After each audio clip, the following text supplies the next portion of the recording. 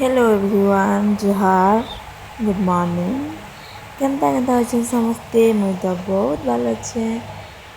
आज मो डिले 7:30 बाहर के देखी तो खरा बहुत हो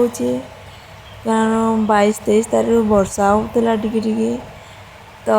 टिके बेसी होता वर्षा तो खरा से भी नहीं होता है। आज देखला लगे बाप रे जिन खरा 6टा नहीं बाजिक 5:30 6टा पाखापाखि खरा हो बट मुझे उठिली 7:30 तो देखिली यार बहुत सारा खरा हो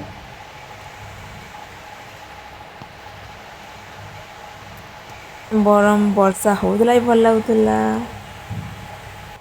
एबे आसली मुई फ्रेश फ्रेश लगे पतला लगुचे ना कि अब भाव से मैं reels बनेबी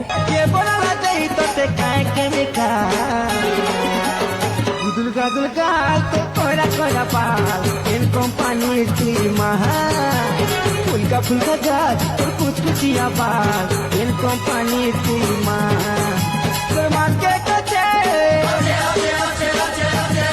ye to di mano che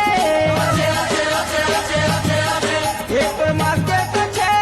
di mano che ye bonala dei to te kai chemical Gadul gal to kora kora pa in company tu maha fulka gal to kuch kuchiya pa in company tu maha